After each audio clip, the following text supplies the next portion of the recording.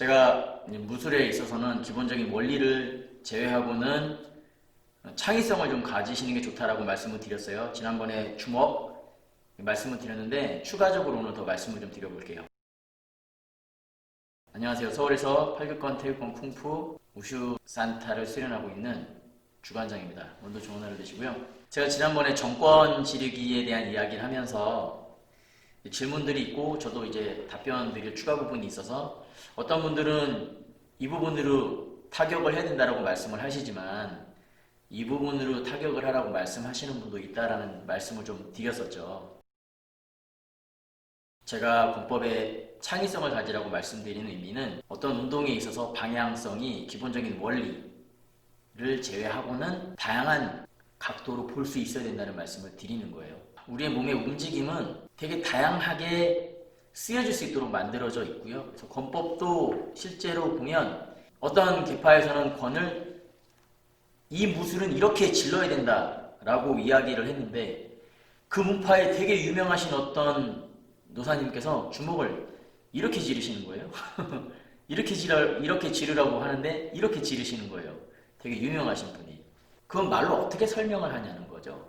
실제로 내가 그걸 그런 방식으로 권을 질러보지 않으면 이해를 할 수가 없거든요. 예를 들어 똑같이 이 권을 지르더라도 어떤 사람들은 이렇게 질러야 된다라고 주장을 하고 있어요. 근데 어떤 사람들은 이렇게 지르라고 말하는 사람들이 있고 어떤 사람들은 여기를 치는 거다라고 말하는 사람들도 있고 어떤 사람은 이걸로 치는 거다라고 말씀하시는 분들도 계세요. 이 다양한 경우의 수를 내가 배운 게 아니니까 다 배척할 수도 있을 거예요.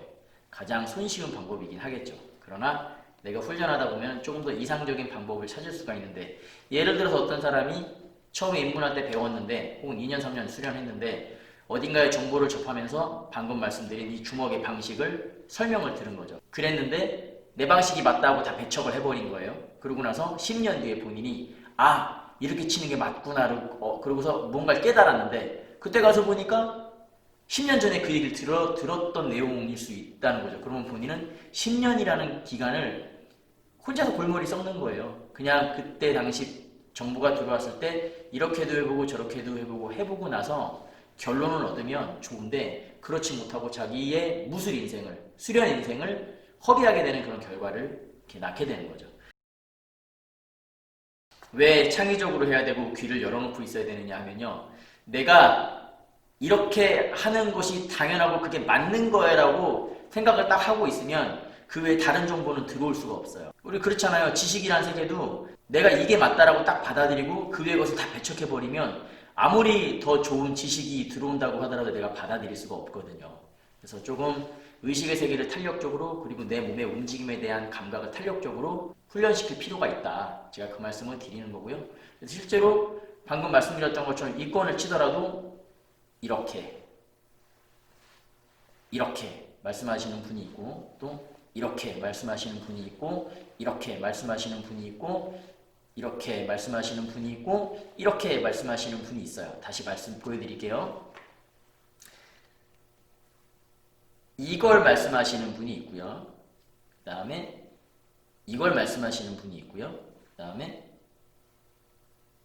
이쪽을 말씀하시는 분이 있고요. 그리고 이걸 말씀하시는 분이 있고요. 그리고 이렇게 말씀하시는 분이 있어요. 똑같이 입권 하나로 보더라도. 근데 내가 그걸 정해놓고 이게 맞다 생각하는 순간 그 외에 다른 정보들은 나한테 다 쓸모없는 쓰레기가 된다는 거죠. 그런데 그 중에 정말 나한테 해당되는 중요한 정보가 담겨 있을 수도 있기 때문에 이러한 부분들에 대해서 당연히 아니다라고 배척할 부분은 없다라고 제가 말씀을 드리는 겁니다. 제가 예전에 저희 수련자들 입문 단계에 들어오면 처음에 팔굽혀펴기를 이렇게 뒤꿈치로 나가는 걸 가르쳐 줬어요. 이렇게 훈련을 합니다. 저희 같은 경우는. 근데 이걸 이렇게 가르쳐 줬는데 저는 실제로 이렇게 치거든요. 이렇게 치거든요. 이렇게 치거든요. 근데 저희 입문 수련자들한테 제가 그렇게 가르쳐 준 걸 보고서 어떤 분이 좀 의아해하시면서 안 좋게 말씀을 하시더라고요. 틀렸다라고. 근데 저는 지금도 기본공에서는 저도 역시 이렇게 수련을 하고 있어요. 본인이 그렇게 안 배웠다. 안 배웠으면은 본인이 그렇게 안 배웠다면 본인이 그렇게 안 하시면 되세요.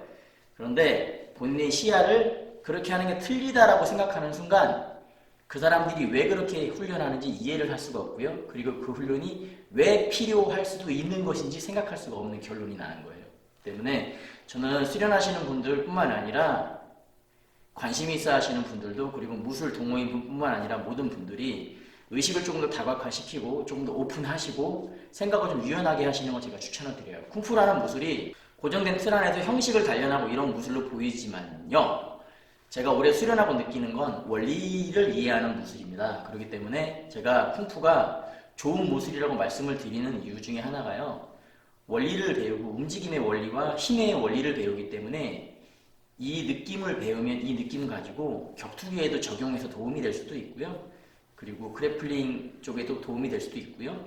댄스라던가 있던 이런 운동에도 도움이 될 수 있는 운동인 거예요. 그래서 제가 좋은 무술이라고, 그리고 좋은 운동이라고, 또 제가 좋은 체조라고 말씀을 드리는 거거든요. 그래서 수련하시는 분들이나 운동을 좋아하시는 분들이 한 번쯤 관심을 갖고 한번 해볼 만한 운동이다 라고 제가 말씀을 드리는 겁니다. 의식을 조금 더 유연하게 사용하시면 좋을 것 같습니다.